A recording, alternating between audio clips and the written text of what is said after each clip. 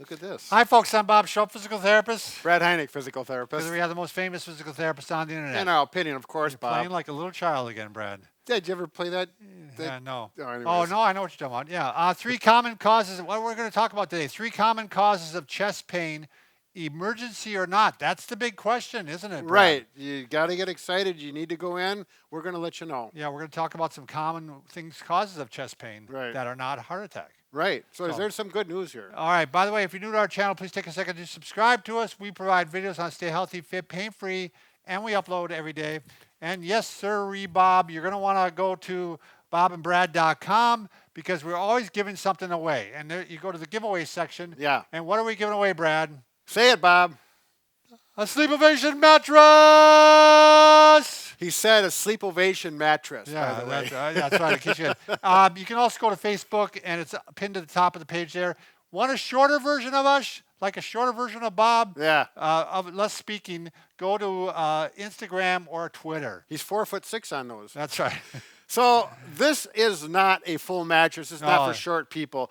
This is just a sample of how they're made. They're full. But they normal size. they got really great for comfort as far as if you have painful sleeping, this is your baby. All right, I'm going to take it out of the way, Brad. You Yep. go ahead and Say start talking. goodbye. So chest pain, it's one of those things I think most people know that if you're having chest pain, there's potential that you may be having a heart attack. Or Yeah. what they call in the medical world a myocardial infarction. Infarction. But we'll say heart attack because it's a lot easier. And the bad thing about them is they can be fatal. Oh, yeah. You can easily just, fall over and die from those. Right. But the good news is that they're treatable if you get in time. That's right. And you can live very Oh. healthy lives afterwards. I can just tell you in my brief time on this earth Yeah. that I mean, you used to see so many more deaths from heart attacks, Right. and now there's so many. I think they're so much better at treating high cholesterol and high blood pressure and And even now, the surgeries, right. oftentimes they don't even split the chest and go in there. They'll go in through the femoral vein and they'll put stents in. Yeah. All that stuff has really come a long way, so it's not near as invasive. the wonder of medicine. Right, but we got some good news coming up near the end of this video that's going to give you some more positive More hope. Yep, exactly. So what are symptoms of a heart attack, Bob? Gotcha. Chest pain and shortness of breath. There you go. Give me some more, Bob. Worse Worse with with activity. activity. Yeah. Nausea, heartburn, and stomach pain. Stomach pain, right. Left arm pain, typically the left left arm arm, pain, or jaw. jaw. Yep. Really, people talk about it like they feel like there's an elephant on their chest. Yep, right. So, Yeah. and a lot of them, I've had a couple friends that have had heart attacks, Mm-hmm. and they said that, I mean, you really don't feel well. You know what I mean? Yeah, right. And your color Perspirate. often isn't great Yeah. either.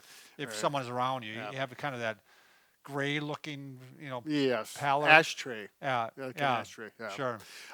Then the other two, and I'm really good at these other two because I've had them and I've gone into the doctor to make sure that I wasn't having a So heart attack. you can speak from experience Yeah, here. I've gone in 3 times in the last 7 years to make sure my chest pain wasn't And heart I attack. applaud you for that, Brad. I really do, because it's really easy to go in with a false positive, and then you think, oh my God, that's what's going on again, and you don't go in. Right. So you need to go in each time. And I'm the sorry. kind of person that I Yeah, don't you're like not doctors. you don't like doctors, and I can see you not going. I like them. I just don't like to go see them on a professional basis. Right. Anyways, so heartburn. So Very heartburn, in the medical terminology, it's Gerd is Right. the abbreviation. Gastroesophageal reflux disease. Right. That's why they call it Gerd. Yeah, we G-E-R-D. actually we see this a lot. I see that. Brad, I bet you it's probably one of the more common diagnoses Oh, that right. we see in Yeah, people. more often with the elderly or getting up there, 50s, 60s, and so on. Yeah. And that's from the hydrochloric acid in your stomach does really well in there. It's very potent. It helps digest food, but it can come up. Yeah, it's not meant to go back up in the Yeah, esophagus. then it starts to So- burn. And I actually had this. That's what you had. That's what I went in for this last time because I also have costochondritis, which is the other cause. Yeah, we'll talk about that in a A minute. little bit. So I knew I wasn't having symptoms from that because I had that twice before. And you knew what it was. Yeah, I mean, I have it on and off all the time. But this was different because I was laying in bed. It's like, oh, I was burning right in here. That this is not my normal thing going on. And I think, oh, I got to go in because I've got some big stuff coming up. I got a bike race coming up this weekend. I'm going up to the Boundary Water. Yeah, Blah, blah, blah. I don't want to be. You're going to be in remote areas. Yeah, so, I've got to know I'm healthy. Right. And you know, you got to do it anyways. But so I went in, and they said, well, what kinds of things have you been doing in the last week or two? And it was all normal, with the exception I went fishing on Lake Michigan for salmon. For 3 to 5 foot swells, and I was vomiting over the side of the boat, and I could just feel that, that. By the way, I got to say, it was worth it because he brought back the best salmon. I'm going to have some of it today. It is awesome. Sorry, Brad, you need to go back. Yeah, so the heartburn that I experienced and took me into a $1,000 emergency room checkup, that's an expensive chunk of salmon you got there. I'll enjoy it. But I want to make the point that I have treated people that had a heart attack and they didn't go in right away because they thought they were having heartburn. Sure. Many times I've seen this. I've seen they go, well, I thought I was having heartburn, so I didn't go in. Right. And then it ended up being an actual heart attack. Right. So some of the things with heartburn, some common symptoms are, I think, chest pain again. Typically, oftentimes with bending forward, because that acid can work its way up easier from gravity or helping. Lying. Right. And that's what it is. I was just lying in bed there, and I wasn't aware of that. And then, of course, with eating. That's where a lot of them sleep a little bit propped up, right? Yep. You tilt the bed up a little bit, if you got a hospital bed, or you put a bunch of pillows under you, or use the wedge. That I imagine one thing, Brad, I don't know, maybe I'm speaking out of turn here, but if you take like is it Prilosec? What is it they take for that heartburn, right? Yeah. Liz thinks it's Prilosec. Yeah, she's pretty sure. My son-in-law actually takes milk, and it takes it away. And so if you took that and it went away, I think that's a pretty good sign you were having heartburn. Right. You know what I mean? Yeah. Good. Trying to self-diagnose. Yeah. Well, I mean, if you did it really quickly and you go, oh, it takes it away immediately, I think you can feel pretty assured. One thing I noticed when I drank hot coffee, it felt really good there. It did. Yeah, it did. So I could have put 2 and 2 together, but I'm glad I went in because, let's get back at the end. Let's get number 3. Back to number 3, costochondritis. Yeah. It's a mouthful, and all it is, and this is not that unusual, where your ribs connect to your sternum, that is actually a joint there. Yeah. And it should be a cartilaginous joint. Right. Did I say that right? Did it pronounce? Yes, you did pronounce that very well. I was thinking about it. But anyways, oftentimes there's tender spots right along the sternum. And I found when I was in the emergency room, and the doctor says, "There's a tender here?" And it's like, no. Well, so then I went over, and I did find one spot. It was just on fire. Boy. Oh, it was? Yeah, so it's not like the whole area is inflamed. Like in this case, it was just one spot. You mean when you had costochondritis, not this last time? Well, I had both at the same time, evidently. Oh, you did? Costochondritis on top of heartburn. Oh, I see. That's why I went in, Bob, as a double header. Sure. Got to make sure it wasn't a triple header. Exactly right. So and if you have costochondritis, by the way, we've got a great video on how to treat it, and it does work pretty well. And I've got to get the ball out, or the what is that called? The pad, the back pod. The back pod, right? Yeah.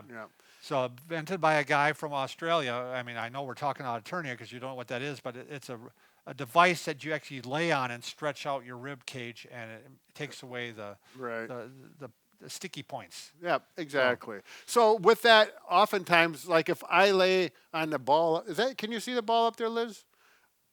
So if you do exercise and you lay down chest on the ball, or anytime you put pressure on your chest, that can flare up costochondritis. Sure. Like with me, throwing a football or things like that can throw it up. Which all makes sense. Yep. Even biking, right? Yep.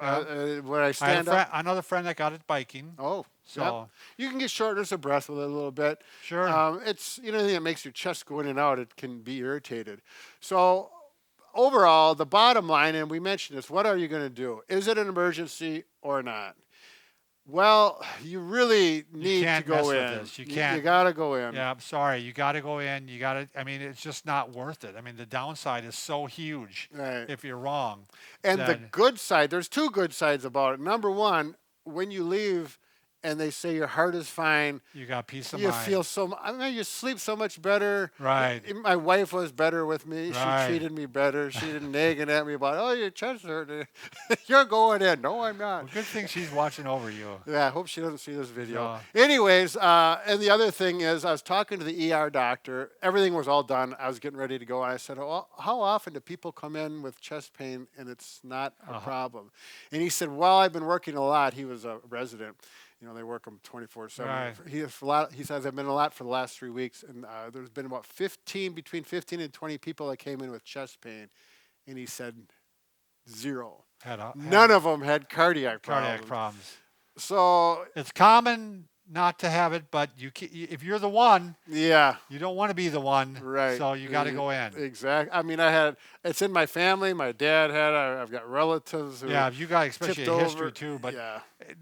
don't even think about that because very often it's underdiagnosed in women because they don't think women are going to have heart problems. So Yeah, so- it can be a quagmire, can it? All right. By the way, we can fix just about anything. Except for A broken heart. this really fits in it, though. It huh? does.